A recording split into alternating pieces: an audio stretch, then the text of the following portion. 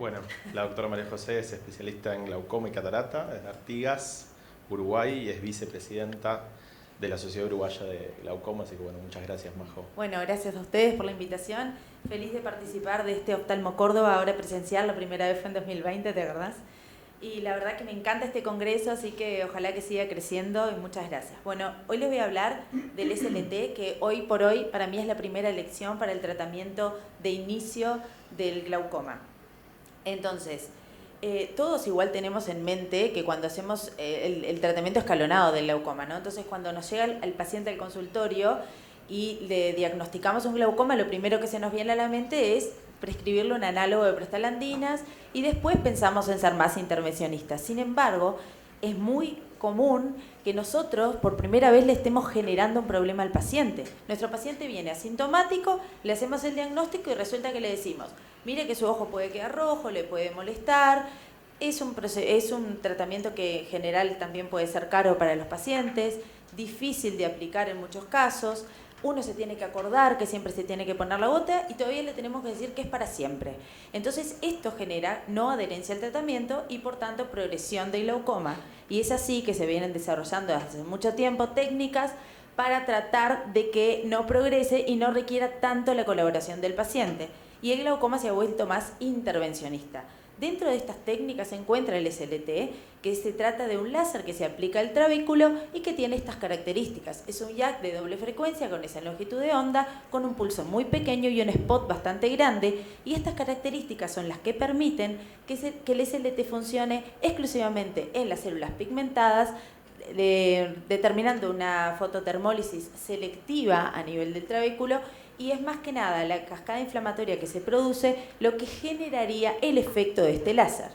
Esto lo diferencia entonces del ALT, porque nos preguntaremos, ¿por qué usar el SLT si el ALT lo tenemos hace tiempo? Según el láser glaucoma trial sabemos que funciona, entonces ¿por qué ahora queremos otro láser y el otro no? Bueno, lo que se vio es que el ALT sí es cierto que funciona, pero al generar un daño coagulativo y fibrótico a nivel del trabéculo, genera también mayores complicaciones. Y eso con el SLT se evita. Entonces es un láser mucho más seguro, es mucho más fácil de realizar. Al tener un spot grande, lo único que uno tiene que hacer, vamos a ver unos videos después, es embocarle el trabéculo. Entonces es técnicamente más sencillo y con menos complicaciones. Pero ya existen muchas publicaciones donde se demostró la eficacia del SLT como primera opción, y es cuando tenemos el resultado del LIGHT donde sí se demuestra que debemos ofrecerlo como primera línea porque la eficacia es la misma que la primera línea de tratamiento, que son las prostaglandinas. Entonces, si nosotros tenemos en mente que el SLT puede ser nuestra primera elección, sí tenemos que tener claro a qué pacientes ofrecérselo, y lo podemos ofrecer a todo paciente con glaucoma ángulo abierto o hipertensos oculares. Para eso es fundamental gonioscopía. Le tenemos que realizar a nuestros pacientes y ahí vamos a saber qué efecto puede tener nuestro láser. Si tenemos buen pigmento en el ángulo, sabemos que va a funcionar bien, pero también tenemos que saber que tenemos que ponerle no mucha energía porque las complicaciones pueden aparecer en estos pacientes, sobre todo los que tienen pigmentos muy intensos. Si tenemos muchas cinequias no lo vamos a poder hacer, lo mismo si hay muchas goniogenesias o si hay neovasos. Entonces, también si yo quiero ofrecerle un tratamiento a un paciente, yo tengo que saber cuánto me va a bajar la presión, cuándo baja la presión una vez que lo hago, cuánto tiempo me va a durar ese tratamiento. Y tengo que saber también si lo puedo repetir y si es así, cuándo repetirlo. Y también es cierto que muchos pacientes le tienen miedo al láser. Entonces es fundamental decirle al paciente que no duele, que es un tratamiento ambulatorio, que es muy seguro, pero también es cierto que no cura. Y que no le podemos prometer al paciente que no va a usar gotas o que no va a requerir una cirugía después.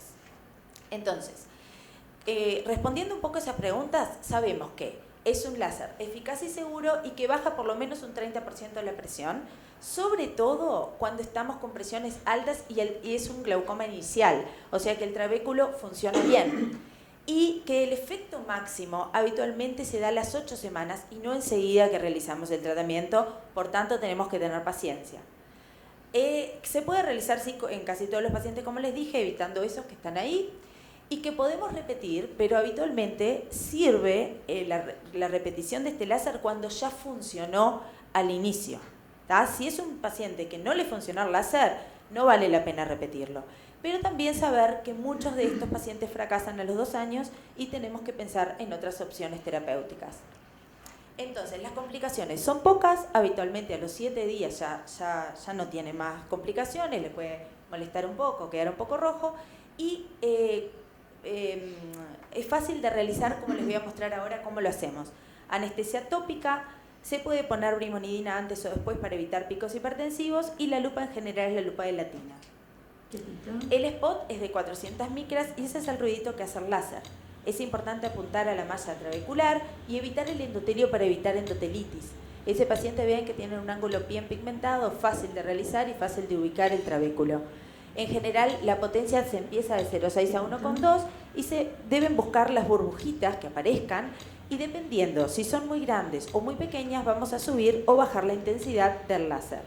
Habitualmente se hacen 100 spots adyacentes en los 360 grados. Y cuando hay poco pigmento, la potencia entonces es mayor, como les decía hoy, y debemos tratar los 360 grados. Cuando tenemos más pigmento, podemos pensar en tratar menos, pero lo cierto es que cuando este estudio ha demostrado que la eficacia es, ya estoy por terminar, la eficacia es igual a las prostaglandinas cuando hacemos en 360 grados, si no la eficacia es un poco menor. Y también está la discusión si se hace uni o bilateral. Hay quienes prefieren hacer unilateral porque si sabemos que funciona en un ojo, va a funcionar en el otro, pero que si ya no funciona en un ojo, habitualmente el otro no tiene muy buen resultado. Después está la discusión si dar en el posoperatorio AINE, corticoides o nada.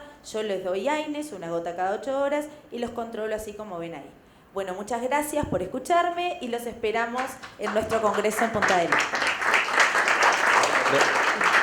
Muchas gracias, María José. Por razones de tiempo, vamos a hacer las preguntas al final. Muy bien, el doctor Osvaldo Cuello es subespecialista en glaucoma, encargado del área de glaucoma de IMOC y docente del curso de posgrado de glaucoma de la Universidad Católica de Buenos Aires, integrante actual de la comisión directiva de la SAG. Muchas gracias, Osvaldo. Cuando quieras puedes empezar.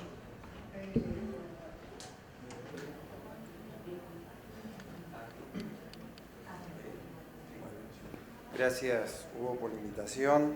Felicitarte por el diagrama de la parte de glaucoma. La verdad que muy interesante, muy quirúrgico.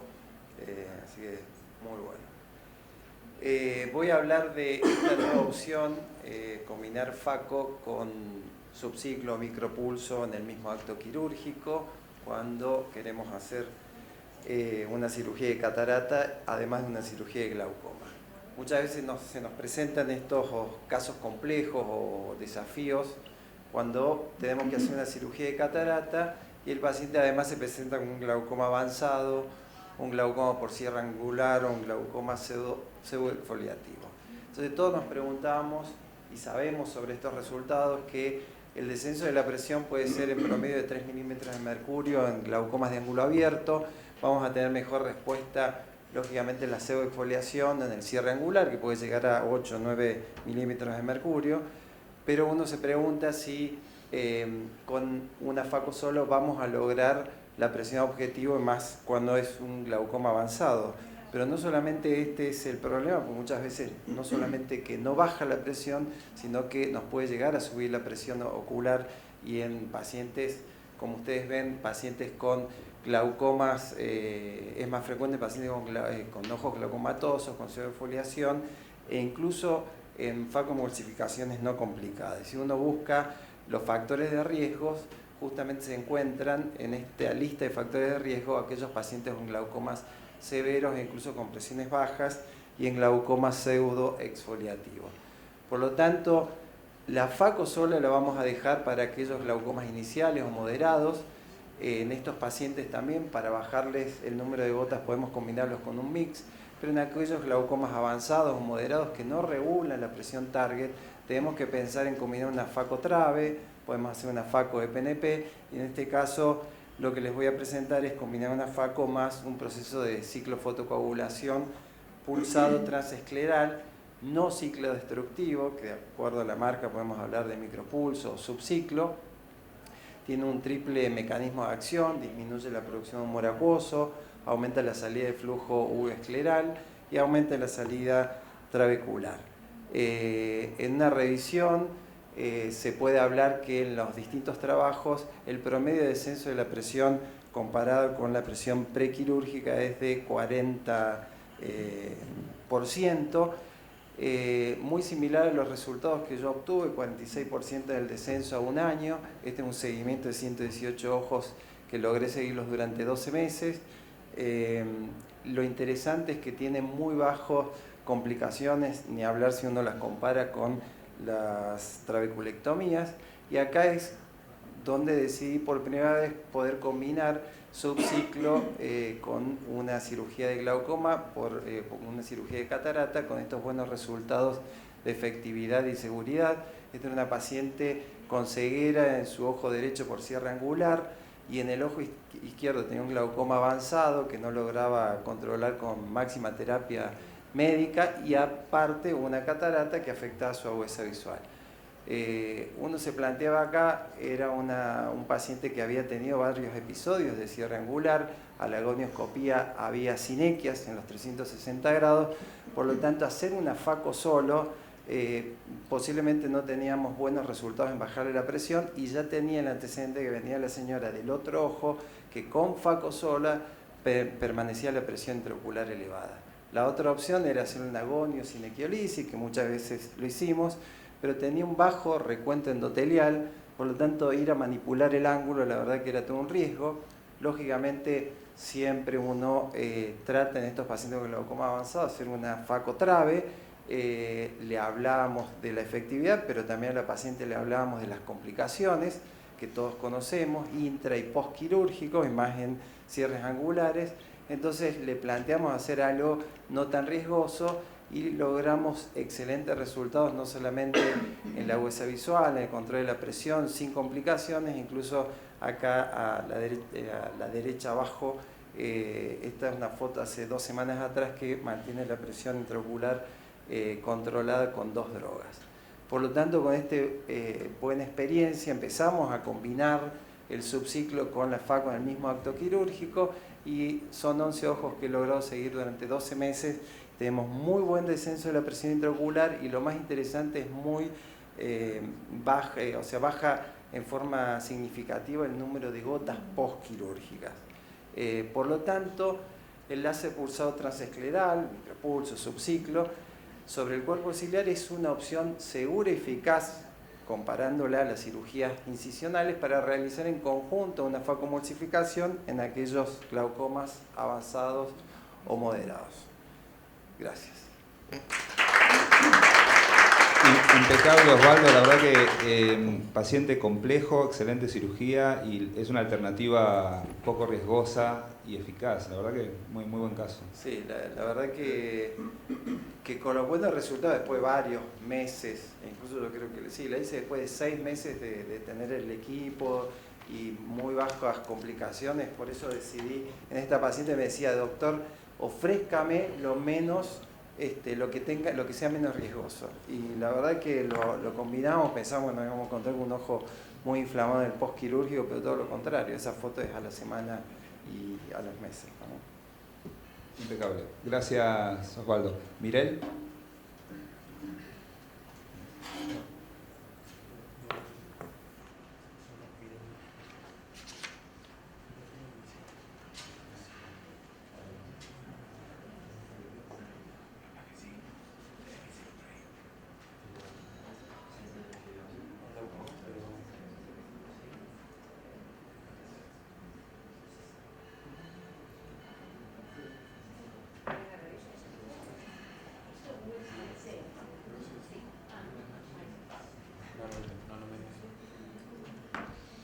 Bueno, la doctora Mirel Rincón nos va a hablar de endociclofotocoagulación.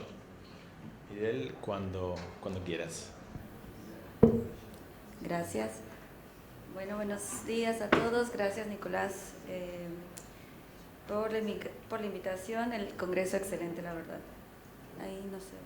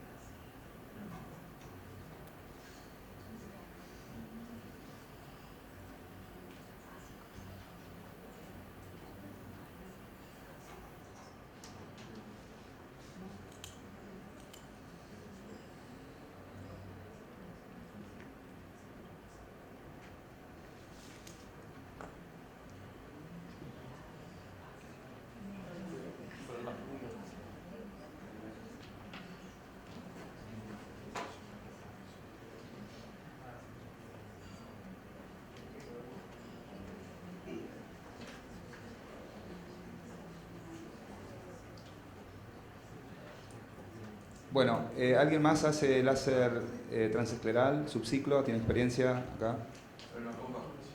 ¿No con Faco? Bien. Quiero hacer una pregunta. Sí. Yo tengo un Fox, un láser subciclo, Fox, y hay un protocolo más o menos de acuerdo a los niveles de presión que vos tengas, ¿no es cierto?, que regular. Le quería preguntar al doctor si tiene un protocolo, porque me dio la sensación que es como los 360 grados. ¿Puede ser que tengas un protocolo de sectorial? Bueno, sectorial. En realidad Tomás Agrippo, un doctor argentino, que es donde mostré ahí la revisión que hace, tiene una excelente publicación en cuanto a los protocolos. Se llegó a la conclusión de que lo que buscan es poner 2.5 watts de potencia y pasar a hacer el barrido que hay que segundos por el hemisferio, o sea, hacerlo más lento, justamente por este efecto que era muy práctico, el pasar la mano en una vela con la llama, es como si uno pasara la llama más lenta, vas quemando más. Si te quedas quieto quemas del todo, y si lo pasas muy rápido no emite calor. Pero sí, yo lo que busco es la empresa dice arrancar con 80 segundos. Yo con 80 segundos al principio no tuve buenos resultados y empecé 90, 100, siempre buscando a ver si tenía complicaciones. Y hoy mi protocolo es entre 100 a 120 segundos por hemisferio, ¿no? 100, 120, o sea, respecto al predio era 9, ¿no? Pero son 100 segundos arriba y 100 segundos arriba abajo. Depende de la presión que tenga el paciente, la presión target que tenga el paciente. Bueno, muy bien. A continuación, el doctor Mauro Panichelli nos va a hablar de ciclofotocoagulación transescleral, la ciclodestrucción. Mauro Panichelli es médico oftalmólogo, subespecialista en glaucoma, es director médico de Oftalmo Firmat, ahí en Firmat en Santa Fe. Bueno, Mauro, todo tuyo.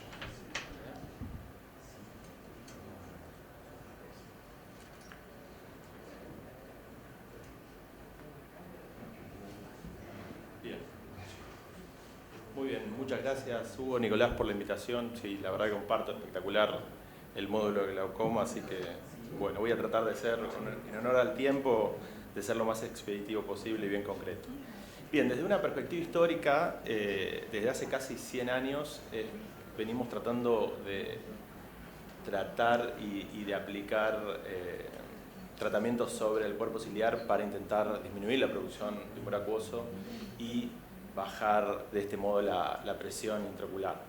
En la década del 70 se empezaron con los láseres transesclerales, primero con Rubí, luego con Jack Laser, y desde los 90 aproximadamente el doctor Gasserland presentó este láser de diodo de uso transescleral. Entonces, ¿qué es la ciclofotocoagulación transescleral? Es un tratamiento láser que se hace sobre los procesos ciliares y el cuerpo ciliar, reduciendo la producción de humor acuoso. Yo lo que voy a hablar es de la ciclodestrucción, con lo cual el modo de actuar del láser es un modo continuo. Durante un tiempo determinado es absorbido por las células del epitelio pigmentario del cuerpo ciliar, coagulando y destruyendo estas células con lo cual disminuye la producción de humor acuoso, disminuyendo la presión intraocular. El esquema o el seteo clásico propuesto por Gasterland es de 2 watts de potencia durante 2 segundos, en lo cual vamos a elegir de acuerdo a la gravedad de o de acuerdo a la cantidad de presión que queramos bajar, entre 2 o 3 cuadrantes, tratando de evitar los 4 cuadrantes para evitar los riesgos de hipotonía. Y el enfoque clásico es escuchar el pop audible. De todos modos, el enfoque más actual es empezar o configurar el equipo con potencias un poco más bajas y mayor duración, lo cual los reportes de esta técnica lo que mostrarían es efectividad y menor tasa de complicaciones. Entonces acá tenemos la técnica en donde las aplicaciones las vamos a hacer en 3 o como muestra la imagen o 2 cuadrantes, evitando uno de los cuadrantes entre 14 y 21 disparos, evitando la hora 3 y hora 9. En esta review, lo que quiero mostrar es una review que englobó los trabajos más importantes de los últimos 20 años, en donde quiero mostrar que es un láser realmente efectivo. En todos estos trabajos muestran un rango de reducción de la presión intraocular de 7 a 25 milímetros de mercurio. Estos son los resultados que obtuvieron. Y un porcentaje de reducción de la presión intraocular de 29 a 60 milímetros de mercurio. Es decir, vemos que es un tratamiento súper efectivo, pero no es un tratamiento exento de complicaciones. ¿A qué tipo de pacientes vamos a pensar y vamos a indicar este tratamiento? Lo vamos a pensar en pacientes que ya le hicimos una cirugía filtrante y es una cirugía filtrante que falló, o que esperamos o tenemos una expectativa de falla de esa cirugía filtrante. Pacientes con mal pronóstico para realizar este tipo de cirugías, un neovascular, un glaucoma inflamatorio, un post-queratoplastia. Nosotros acá no tenemos muchos, pero está reportado con las queratoprótesis de Boston. Lo vamos a usar en pacientes con presiones intraoculares muy elevadas, pero con un mínimo potencial visual, o pacientes que tienen hipertensiones oculares altas con ojos dolorosos, muchas veces ojos ciegos. Pero también lo podemos usar como terapia primaria en pacientes que son o malos candidatos a otro tipo de cirugías, o en medios donde, como bien mostraron los otros disertantes, que las cirugías de glaucoma requieren muchos controles, y en medios en donde los pacientes no puedan seguir los controles habituales, esto podría llegar a ser una opción, pero teniendo en cuenta los efectos adversos que puede producir. Pero particularmente es útil en el glaucoma refractario. Las complicaciones que puede tener este tratamiento son pérdida de más de 2 líneas de visión, hipotonía, tisis bulbi, progresión de cataratas, inflamación, desprendimiento coroideo, edema macular, midriasis persistente. ¿Qué quiero mostrar? Que son complicaciones que podemos tener con la mayoría o con muchas de las cirugías de glaucoma, es decir, comparte un poco estas complicaciones. Lo que quiero mostrar aquí es este estudio muy interesante en donde le hicieron tratamiento con ciclodestrucción a ojos con buena visión. Buena visión lo define como 20/40 o más. En este estudio estudiaron a 33 pacientes, y lo que es interesante aquí es mostrar que 11 de esos 33, es decir, el 33%, un tercio de esos pacientes, les bajó la visión. Entonces es un tratamiento para indicar con cuidado en pacientes que tienen buena visión. Entonces, ¿cuáles son los pros de este tipo de tratamientos? Es que son tratamientos no incisionales, por lo tanto tienen mínimo riesgo de infección. Es un procedimiento relativamente rápido, lo podemos hacer en el quirófano en 5 minutos. Puede hacerse en el mismo día, es decir, pacientes que tienen dificultades para trasladarse y a veces están desregulados, lo podemos coordinar en ese mismo día porque tiene una mínima preparación preoperatoria. Es muy fácil de enseñar, por lo cual es importante en centros donde hay residentes o hay hay mucho volumen de pacientes. Es un tratamiento realmente efectivo, como vimos, una disminución de 29 a 60% de presión, del valor de presión, casi sin restricciones luego del tratamiento en el postoperatorio. Tiene complicaciones, las complicaciones son reales, pero pareciera ser un procedimiento también seguro o compartiendo la seguridad de otro tipo de cirugías. Es un tratamiento que es repetible y es titulable, es decir, nosotros podemos setearlo de acuerdo a la gravedad del glaucoma de nuestros pacientes. No limita opciones quirúrgicas futuras y esto es algo que no hacemos nosotros, por lo menos aquí, pero vemos que la FDA aprueba la realización en el consultorio, es decir, en muchos centros, no es lo que hago yo, pero en muchos centros lo hacen a veces en el consultorio. Bien. Las contras, bueno, ni hablar, lo que vimos es que tiene alto riesgo de complicaciones, depende del seteo. Procedimiento, es un procedimiento que hacemos a ciegas, es decir, lo hacemos transescleral, pero no estamos viendo exactamente dónde lo hacemos. Tenemos riesgo de hipotonía, de tisis bulbi, muchas veces hay que repetirlo, es algo que depende de la regeneración y sobre todo pacientes jóvenes que vuelven a regenerar los procesos ciliares puede volver o puede perder efectividad. Podríamos tener, de acuerdo al seteo, IPEMA y reacciones fibrinosas y es doloroso en las primeras horas. Así que, muy bien, muchas gracias. Buenísimo, Mauro, excelente tu presentación,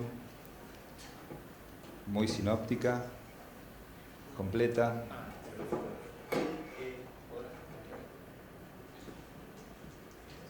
Bueno, vamos a escuchar ahora a la doctora Mirel Rincón. La doctora Mirel Rincón es de México, pero trabaja en Perú, en Oftalmo Salud, con el grupo de los doctores Izquierdo, es especialista en glaucoma.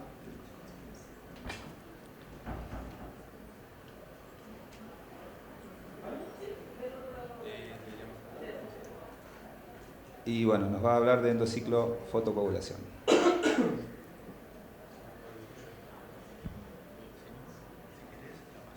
Pablo, acércate también. Pablo, ¿vos tenés lista la presentación? Sí. ¿Querés arrancar vos?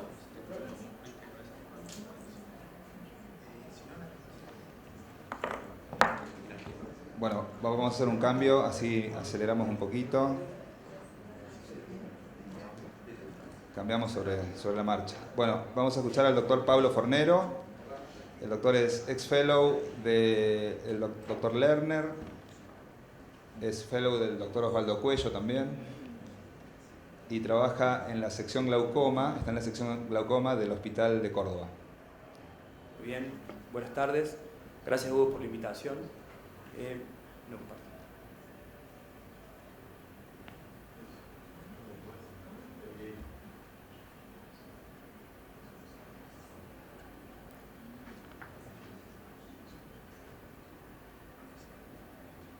Ahora sí. Bueno, voy a hablar de trabeculoplastia mediante láser de diodo micropulsado. Yo creo que después de lo que escuchamos hoy de la clase y del estudio LIGHT, estamos todos de acuerdo en que la trabeculoplastia es la primera opción. Y bueno, lo que voy a hablar es de una variante que no utiliza el jack doble frecuencia, sino un diodo micropulsado. Ahí está. Bueno, sabemos que la trabeculoplastia es la aplicación de láser en la malla trabecular con el objetivo de disminuir la presión y la historia, lo que fue a lo largo del tiempo, desde la punción de la goniopuntura que realizó Krasnov con un rubí, pasando a LT, que se dejó de utilizar por las complicaciones que traía. En 1995, Latini y Park desarrollan el SLT, que creo que tiene una distribución más amplia. Después, en el 2005, se reporta en Arbor, describen la trabeculoplastia con láser de diodo micropulsado. El micropulso se introduce en la década del 90, lo introduce Irides, con el objetivo de tratar y preservar el edema macular diabético. ¿Cómo lo logra? En vez de entregar la energía en un pulso continuo, segmenta el pulso en radios on y off. ¿Sí? ¿Qué logramos? Que el daño térmico no genere lesión y que actualmente en glaucoma tenemos dos usos potenciales. Trabeculoplastia, que es lo que estoy hablando yo, y ciclofoto transescleral, que es lo que habló el doctor Osvaldo Cuello. Bien, esto es una onda continua, ¿sí? El incremento térmico es continuo, exponencial, no hay forma de controlarlo solamente disminuyendo la potencia o el tiempo de exposición. Acá tenemos ciclos de trabajo bajos, 5%, hay escasa propagación térmica y el tejido se enfría nuevamente antes del siguiente pulso. Medios de ciclos de trabajos medios del 10%, duplicamos la energía, igual así se enfría antes del siguiente pulso. En ciclos de trabajos altos del 15%, que es el que generalmente utilizo y se utiliza en trabeculoplastia, hay acumulación térmica, pero sin llegar a provocar daño. Bien, el mecanismo de acción es similar, ¿sí? Se hipotetizó que es el mismo efecto, una reacción bioquímica con activación de macrófagos, liberación de interleuquinas, alfa y beta, aumento de metaloproteinasas de matriz, disminución de inhibidores tisulares de metaloproteinasas de matriz, lo que genera recambio extracelular, ¿sí?, en la matriz. Y que es posible que este menor nivel de energía que entrega el MDLT sea suficiente para estimular la vía terapéutica, evitando ciertas complicaciones que podemos llegar a tener en los niveles más altos de energía del SLT. Bien, si acá los comparamos, tenemos buen perfil de seguridad, complicaciones limitadas y pasajeras, ningún estudio informó dolor, flashes, cambio en la agudeza visual. ¿Sí? Hay picos temporales en 3 estudios autolimitados que no requirieron tratamiento quirúrgico. Y obviamente hay descripciones que sé que son poco frecuentes y cada vez menos, pero que están descritas en el SLT, disrupción de células endoteliales asociado al daño de las células, de los melanosomas y las células pigmentales, ¿sí?, que sería el objetivo del SLT. También hay descripción de iritis, sinequias, reportes de endocolor cistoideo y algunos picos mantenidos que requirieron tratamiento quirúrgico. Bien, acá tenemos una tabla comparativa sobre la frecuencia que utilizan uno. En micropulso tenemos 532, 577, 810 también. Ambos son fáciles, o sea, de una curva simple, repetibles. ¿Qué tenemos de diferencia? En el micropulso no hay signos visibles durante el tratamiento, ¿sí? No hay inflamación. El spot es más pequeño, 200, 300, a veces facilita el acceso, y no hay picos, o por lo menos mínimos picos post-tratamiento. Bien, la eficacia parecen ser similares, solamente un estudio de los comparos sugirió que el porcentaje de reducción es similar, igual, pero el número de drogas hipotensores lo reduce en menor medida que el SLT. La técnica, en la descripción se usó un IRIDEX, un Oculite 810, que es el que utilizo actualmente. La potencia son 2000 mW, 200 micras el spot, 200 milisegundos de duración y un ciclo de trabajo alto. Se dispara sobre los 360 grados, disparo superpuesto, o sea que no se deja espacio entre un disparo y otro. Solamente en anestesia tópica no hay pre ni post tratamiento. Acá tenemos una imagen, ese es el tamaño del spot. Y ahí está. Bueno, no hay agua. Pero así es, 360 grados, no hay cavitación, no hay blanqueamiento como en el LT, no hay cambios, ¿sí?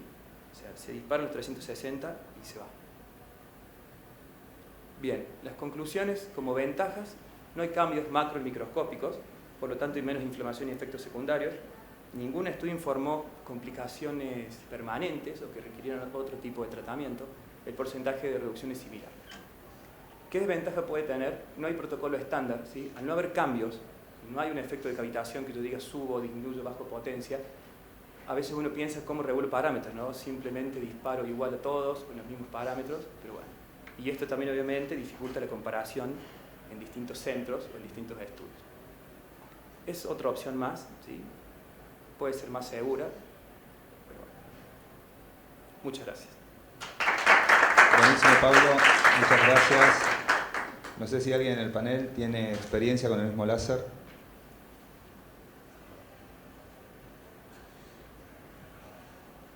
Bueno, vamos entonces a escuchar ahora, sí, a la doctora Mirel Rincón, que bueno, ella es especialista en glaucoma, está con el grupo de los doctores Izquierdo en Oftalmosalud.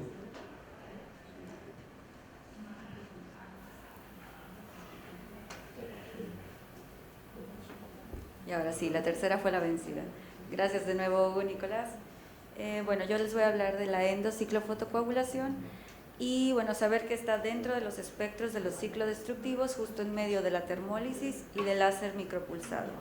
Entender que es el mismo láser diodo, 810 nanómetros, y que es onda continua, y se desarrolló igual inicialmente para pacientes con baja visión y como procedimiento de última opción.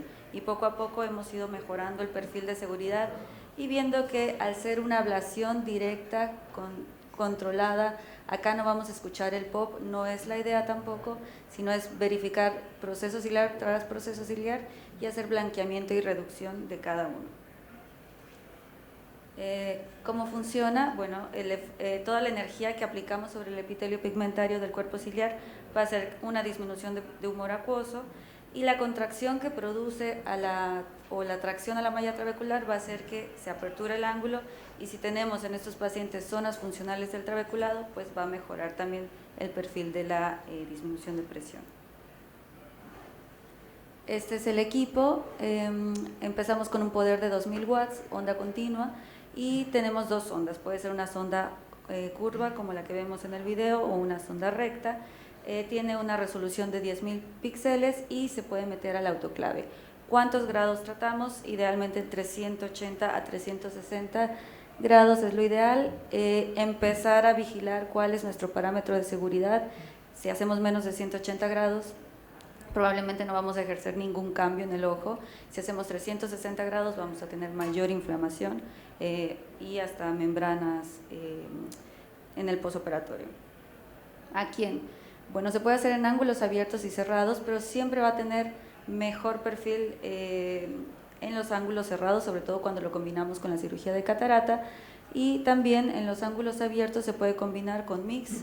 Nosotros tenemos una serie de casos haciendo endociclo Cajuc, que bueno, mejora. Ya aquí ya no estamos hablando de pacientes con muy buena visión, porque el posoperatorio es un poquito más complejo por el sangrado y el ifema que pueden presentar.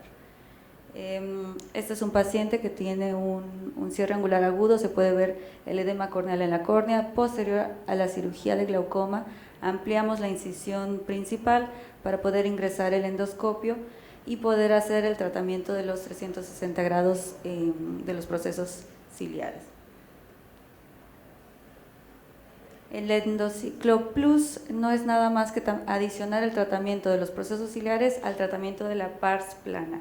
Se puede hacer por la incisión corneal o por una incisión pars plana también. En este paciente, por ejemplo, es un paciente que tiene cirugía de vitrectomía. Ahí pueden observar también el trocar, y normalmente no se hace mucho porque acá sí vamos a tener una baja hasta más del 70% de reducción de presión, con complicaciones asociadas mayores. Algunos otros usos: podemos mejorar la configuración del iris plató asociado a la cirugía de catarata. Este cuerpo ciliar anteriorizado, una vez que hacemos la retracción de los procesos ciliares, baja, aperturamos la cámara y tenemos un paciente con una anatomía más o mejor para él. También cuando tenemos quistes en el cuerpo ciliar, como podemos ver, podemos ablacionarlos para también mejorar el tamaño de la cámara anterior, y ahí pueden ver en las imágenes que ya no se encuentran los quistes y algunas zonas donde se ha aperturado el ángulo. ¿Qué más? Y esto es lo más interesante. Esto es un poquito de lo que se vio en la academia de este año, porque no solamente podemos usarlo como para bajar la presión, para tratar los procesos ciliares, pero podemos encontrar cosas extrañas. Este es un paciente con un síndrome de uveitis, glaucoma y fema, que le retiraron el lente de 3 piezas que tenía, y el síndrome no mejoraba. Entran con el endoscopio a ver y encuentran que había quedado una de las ápticas de 3 piezas que seguía siendo rosa. Entonces es una manera también que lo podemos usar. De repente, si tenemos acceso al endoscopio, podemos ponernos creativos y buscar o hacer otro tipo de abordajes. Entonces aquí están retirando esa áptica para resolver el problema del paciente. En este otro paciente que también tenía una áptica impactada en el sulcus, que estaba ya haciendo un defecto grande de pigmento en el iris, entran para ver cómo estaba la áptica. Efectivamente está impactada en el sulcus y deciden, ingresarla al saco capsular, pero con la visualización con el endoscopio pueden ver que el saco no está completo, y aquí el abordaje cambia totalmente, ¿no? En vez de simplemente reposicionarlo en bolsa, ahí se ve que todo el sector nasal pues no hay soporte. Lo que hicieron fue retirar ese lente y entonces hacer una fijación escleral. Y ya para terminar, también podemos visualizar y cerrar ciertas zonas de ciclodiálisis. Por ejemplo, acá Si son pequeñas, se puede hacer un punto de fotocoagulación para cerrar el defecto. Y bueno, si tenemos el endoscopio a la mano, también aquí en el video nos muestran cómo se vería la sutura del cuerpo ciliar asistida por endoscopio. Entonces, si tienen un endoscopio a la mano, no solamente lo podemos usar como el tratamiento de la presión intraocular, sino para hacer reparación, búsqueda de cuerpos extraños o tratar ciclodiálisis. Y muchas gracias. Excelente, Mirel. La verdad que asocian siempre la endociclofotocoagulación con cirugía de catarata, ¿o cómo es? Tratamos de asociarlo siempre porque el perfil de baja de presión va a ser mejor, pero puede ser también en pacientes pseudofáquicos como una alternativa más, pues no es para todos los pacientes. Como en el caso del doctor con micropulsado, bueno, es buscar qué otra alternativa le podemos dar a un paciente que no queremos meter una trabeculectomía, que va a tener un ángulo estrecho, una cámara muy estrecha o con muchas complicaciones que no queremos, ¿no? Son herramientas más que hay que utilizar. ¿Alguien más en la sala hace el mismo procedimiento con láser? No es muy habitual acá en Argentina, Osvaldo. ¿Tampoco? ¿Rosario? Claro. ¿En Chile? Sí.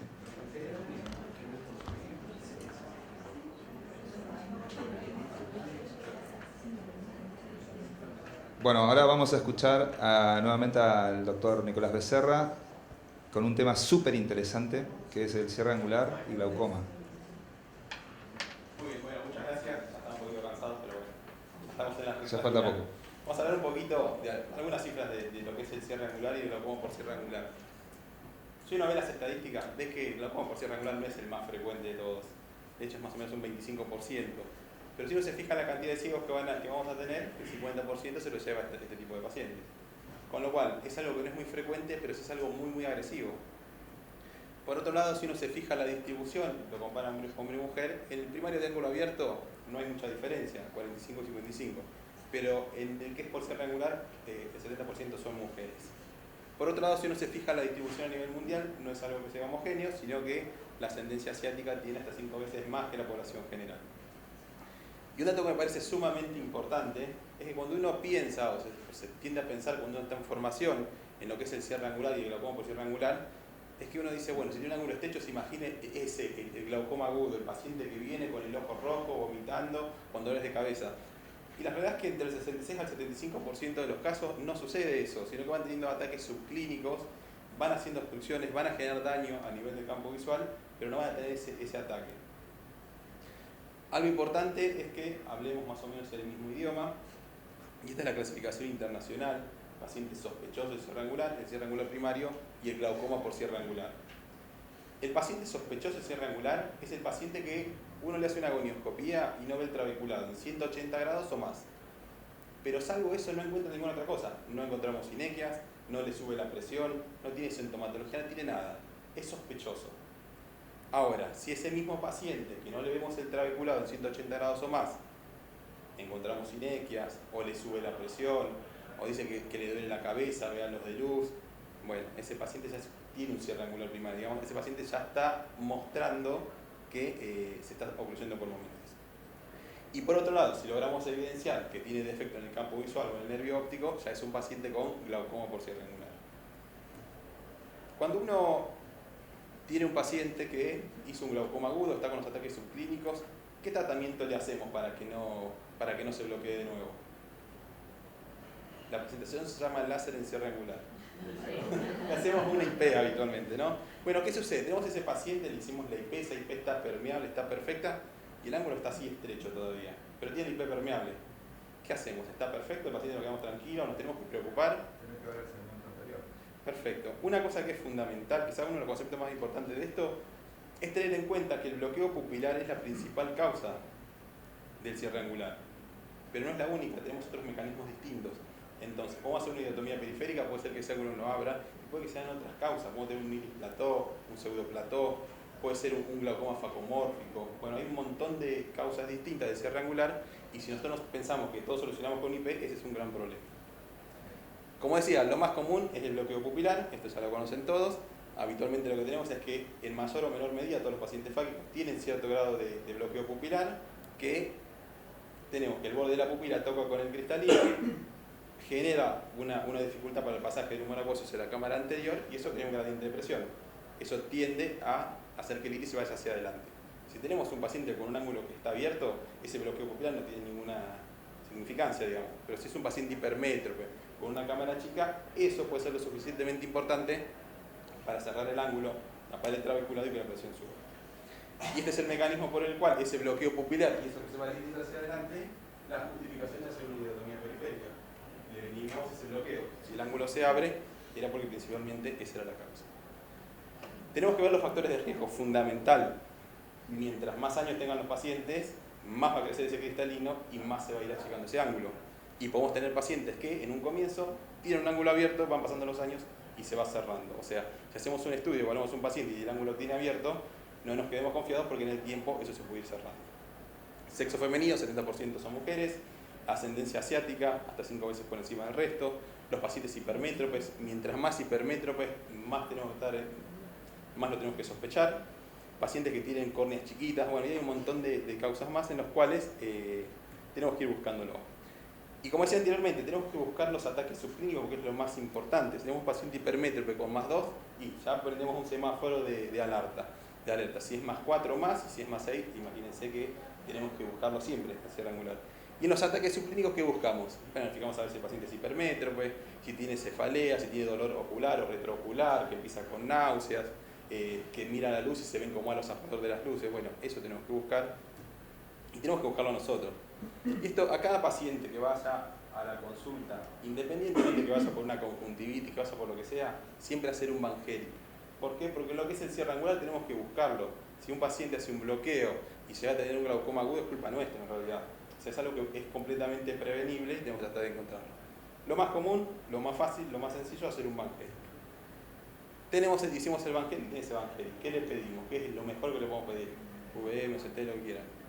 Le hacemos una agonia, es fundamental, algo sumamente sencillo, apoyamos el lente y con eso hacemos la agonia. Fundamental hacer la agonioscopía con poca luz. ¿Por qué? Porque tenemos que simular las situaciones en las cuales se va a bloquear el ángulo. ¿Y cuál es eso? Cuando la pupila se tiende a dilatar un poco. Si vemos que tenemos un ángulo estrecho y no lo podemos visualizar aumentando, iluminándolo o moviendo el espejo, ¿qué pueden ser? Pueden ser las cosas que el ángulo está demasiado estrecho y no lo podemos ver, o puede ser que esté sinequiado. ¿Qué hacemos para ver si está sinequiado o no? Utilizamos una lente de apoyo corneal, comprimimos y eso se llama indentación. Con eso tratamos de pisar todo el humor acuoso de la cámara anterior hacia posterior y eso empuja el iris hacia atrás que abre el ángulo. ¿Lo abren todos? No, lo abren solamente en los pacientes que están sinequiados. Esto es fundamental. ¿Por qué es fundamental? Porque básicamente también nos va a cambiar el pronóstico. Si el paciente ya tiene ese ángulo que está sinequiado, una iridotomía periférica no le va a servir. Podemos hacer OCT, lo vemos ahí de esa forma. Y bueno, y si tenemos esto, una de las alternativas es hacer una iridotomía periférica. La iridotomía periférica habitualmente tratamos de hacerlo con lupa. Hacerlo con lupa tiene varias ventajas.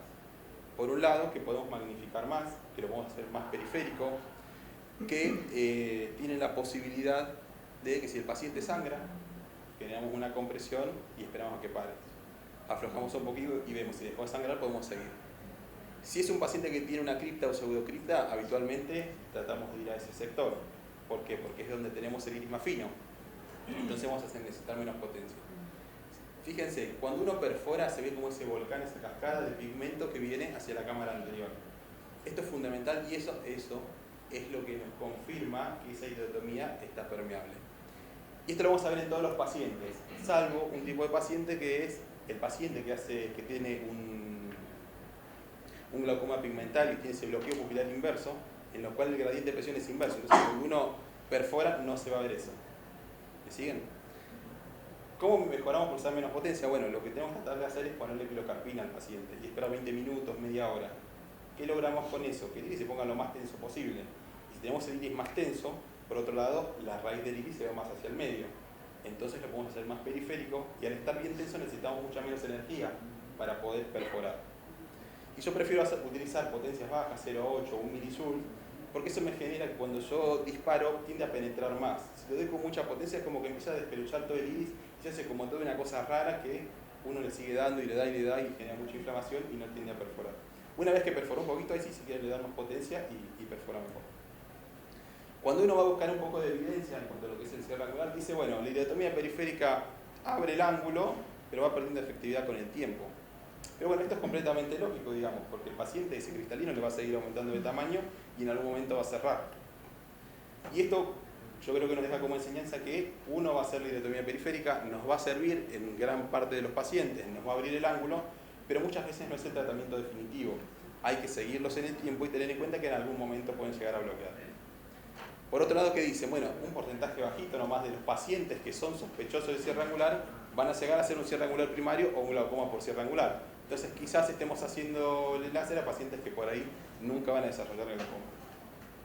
Por otro lado, cuando habla de iridoplastia en contexto de cierre angular primario, dice que no se encontró ninguna ventaja sustancial y además hacer la iridoplastia no está ajena de complicaciones. En contexto de cierre angular primario, no de iris-plató. Y por otro lado, que en los pacientes que tienen un glaucoma primario por cierre angular o en estadio inicial a moderado, es más efectivo hacer una lensectomía clara que hacer iridotomía periférica y medical. Y esto, como yo creo como tiene que quedar, es que si vemos un paciente, le hacemos la gonioscopía y empieza con sinequias, ya tenemos sinequias y eso, le vamos a hacer la iridotomía periférica seguramente, pues lo va a sacar del paso, pero sí hay que avisarle al paciente que tarde o temprano hay que sacar ese cristalino. Este es el estudio Light que habla básicamente de eso. Estos son OCT en los cuales se hace IP de cómo se abre el ángulo, pero si uno saca el cristalino, claramente el ángulo se abre muchísimo más. Bueno, como no todo es cierre angular primario, tenemos otras alteraciones. Esta es la segunda en frecuencia, digamos, una de las más importantes, que es el iris-plató. ¿Qué tenemos acá? Acá tenemos una alteración en el cuerpo ciliar que tiene una rotación anterior. Al tener esa rotación anterior se hace como una rodilla en la parte periférica y nos puede generar un cierre angular por dos mecanismos. Por un lado, el bloqueo pupilar, que es común para todos, pero por otro lado el cierre angular porque está desplazado la raíz del iris hacia la periferia, hacia el trabeculado. Un minuto, bueno. Tenemos en este caso que cuando uno hace la gonioscopía, genera la indentación, se forma esto que es clásico, que es el signo de la doble jiba o el signo de la M, que va a iluminar el borde pupilar acá y acá la raíz del iris.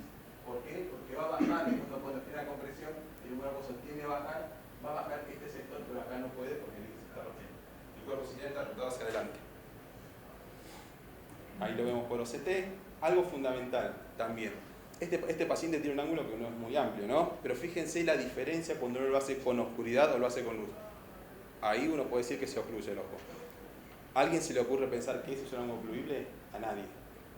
Entonces, fundamental, siempre que busquen evaluar un cierre angular, hay que hacerlo en la oscuridad. Tenemos que tratar de simular las situaciones en las cuales puede pasar eso. Otra entidad que podemos tener es el pseudoplató.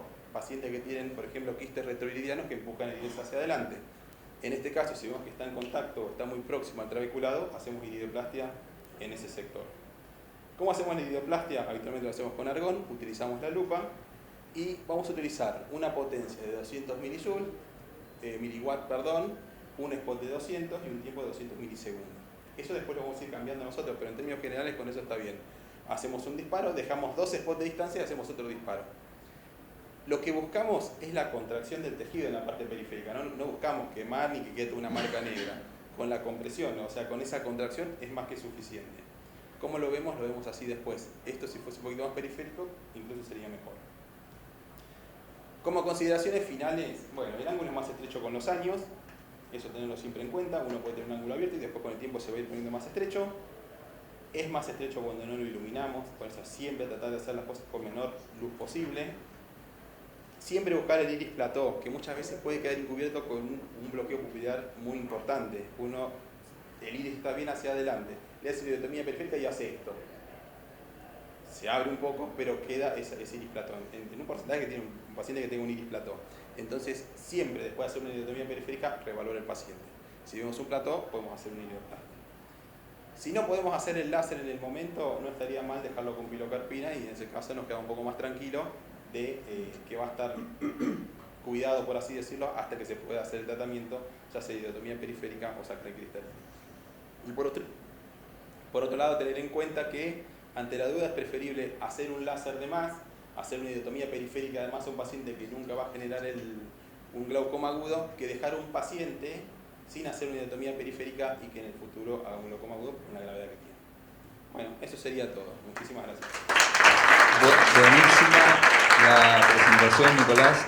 Fue tan minuciosa y con tanto detalle que creo que no quedaron ninguna duda. ¿Alguien quiere hacer una pregunta? Fue impecable, realmente me encantó. Es más, te le voy a pedir a la clase.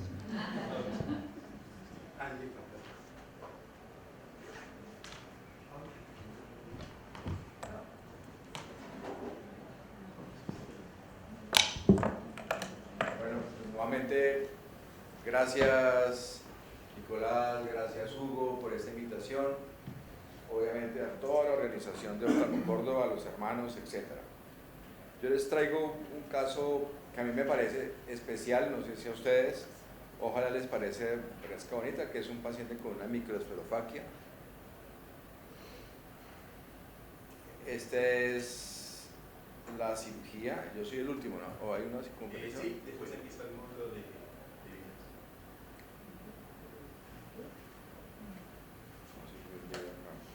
voy a bajar.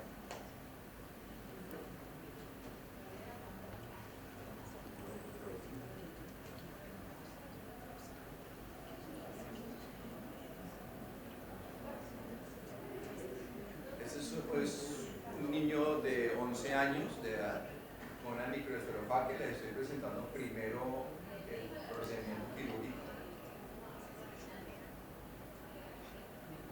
Como se dan cuenta, cuando se va a hacer el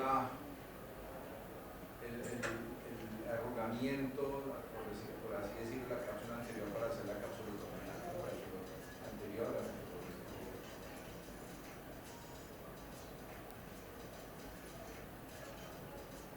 Eventualmente esa parte no es fácil, mire cómo se ve el cristalino suelto por todas partes, cristalino pequeño. Entonces básicamente lo que hice fue ponerle unos ganchos de cápsula solamente en la parte superior, que era donde yo me sentía más inseguro de que ese cristalino se pueda usar, y se le hizo una facomosificación realmente sin ningún problema, con un cristalino realmente muy fácil de sacar, con solamente aspiración, teniendo cuidado por supuesto de no retirar, de no jalar la célula, la poquita y la mala célula que pudiera haber.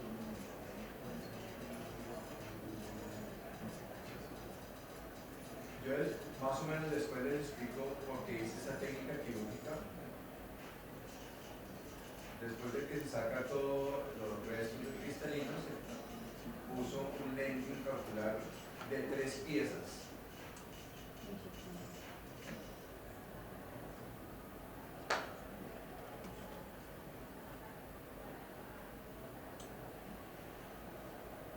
Mire cómo está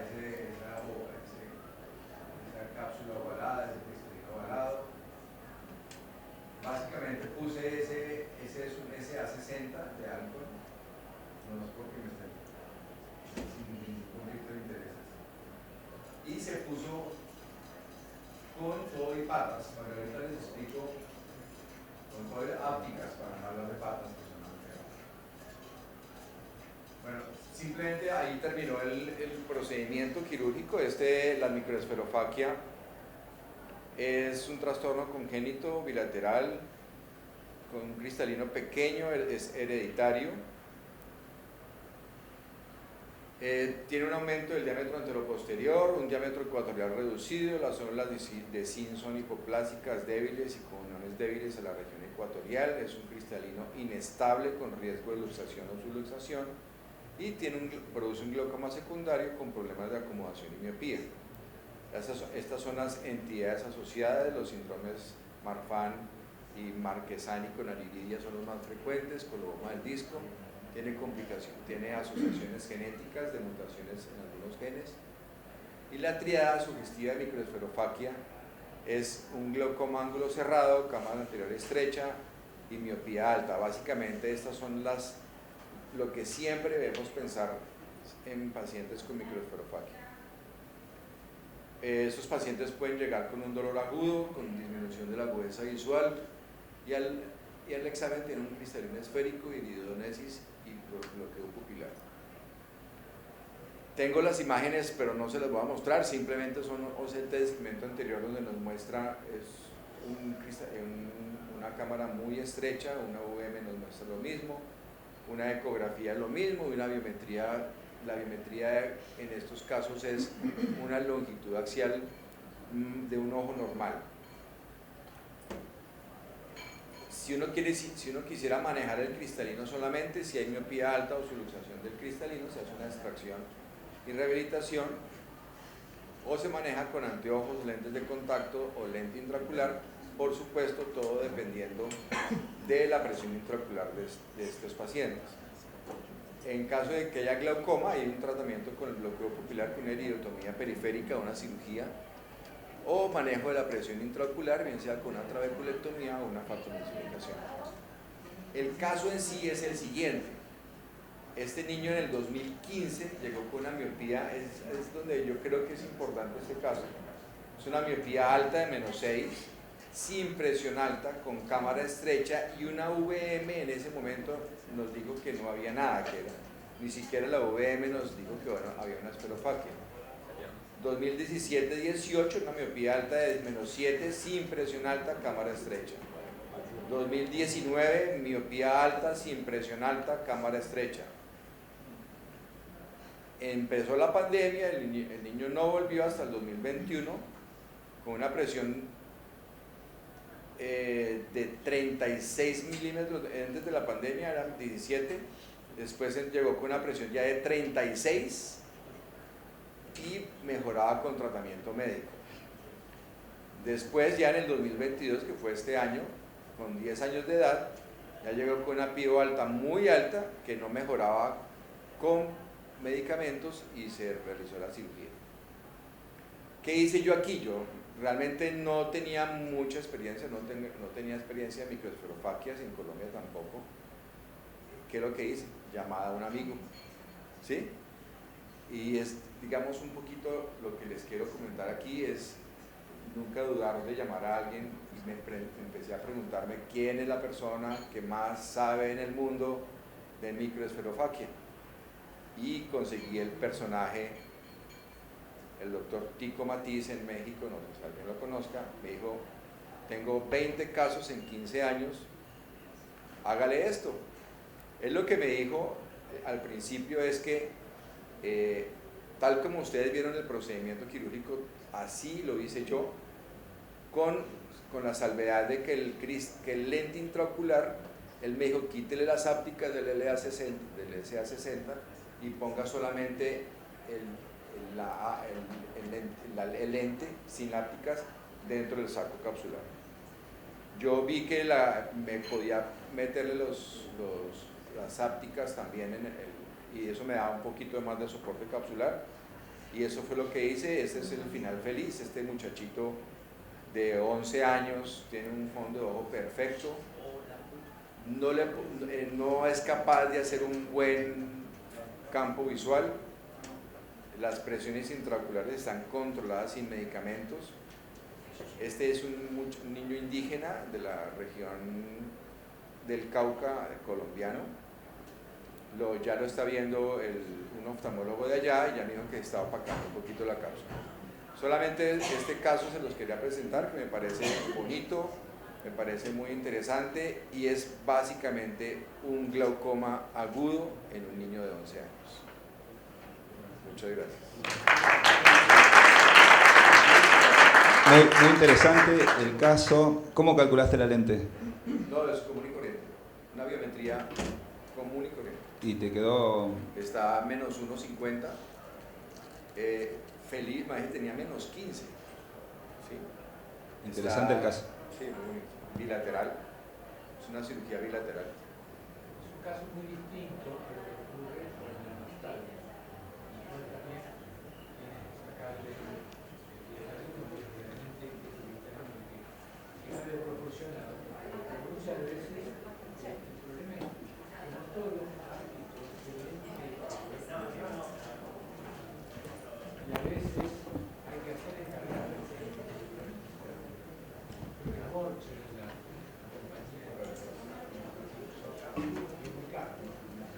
Sí, exacto. No, aquí... Tal vez esa idea de quitar las patitas.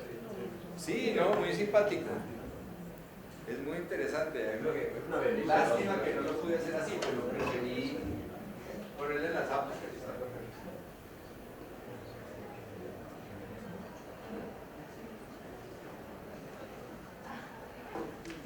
Bueno, esta es la charla más importante del simposio y bueno, la verdad que privilegiados los que pudieron quedarse. Yo sé que algunos la van a disfrutar mucho, sobre todo el doctor Grijera. Tiene sonido, ¿eh? Ya hablamos mucho de cirugía, quisimos darle una impronta muy quirúrgica al simposio. Espero que les haya gustado, que haya sido redituable, pues hubo muchos tips quirúrgicos.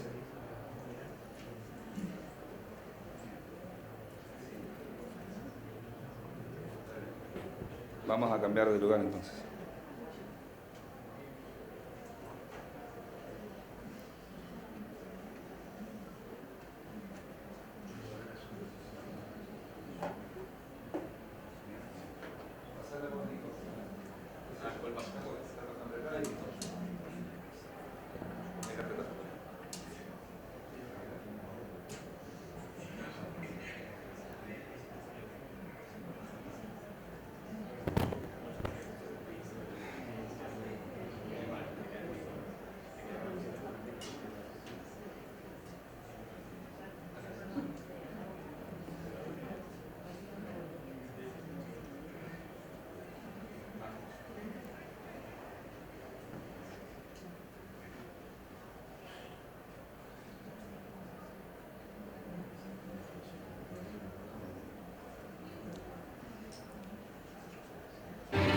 Bueno.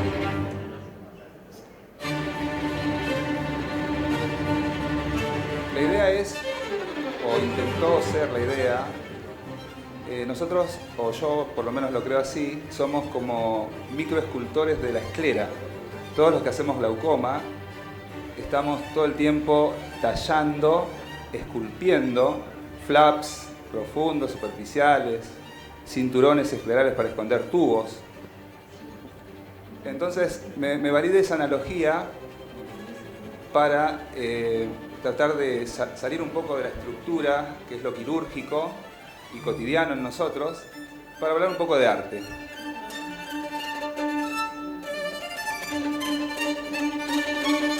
Obviamente que las cirugías son mías, ¿no? Las esculturas no. Y la escultura es el arte que elegí. Obviamente es inabarcable el tema, así que elegí a un paradigmático escultor de la historia del arte, que es Miguel Ángel Buonarroti.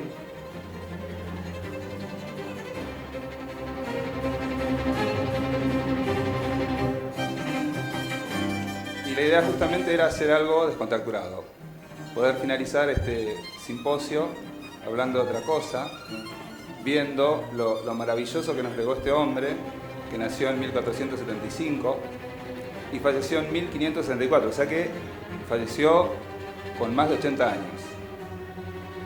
Y vivió una época que marcó la historia no solamente del arte,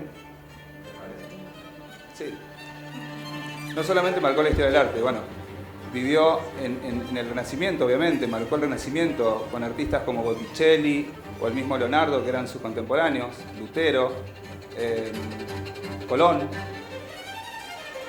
Y no solamente fue escultor, sino que fue pintor, fue arquitecto, pero en sus años jóvenes, a los 23, 24 años, ya esculpía muy bien.